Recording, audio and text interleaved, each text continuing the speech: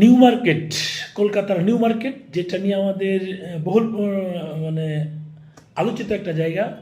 Mini Dhaka বা mini Bangladesh হিসেবে যে পরিচিত জায়গাটা, সেটা হচ্ছে কলকাতার নিউ মার্কেট মার্কুইজ স্ট্রিট এরিয়াটা।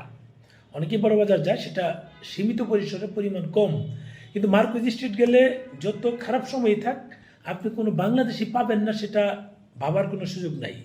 আমরা যারা নিয়মিত যাতায়াত করে থাকি বা এই বছর করতে পারিনি, কিন্তু সামনে যাতায়াত করবো ইনশাল্লাহ, তাদের জন্য কিন্তু সেটা খুব মানে আনন্দদায়ক একটা জায়গা, মজার একটা জায়গা, ভালো লাগার একটা জায়গা। এই মার্কুইজ স্ট্রিটের মানে বর্তমান হালচাল, বর্তমান চিত্র অনেকটাই পরিবর্তন হয়েছে।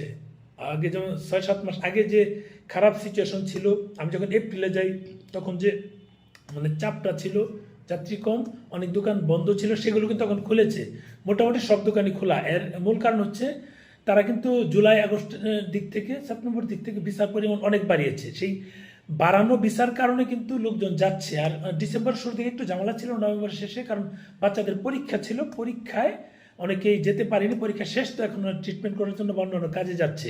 আর এই জায়গাটা কিন্তু আগের চেয়ে, হোটেলগুলো খোঁজ নিয়েছি, অনেক ভিড় বেড়েছে, মোটামুটি খালি কম আছে।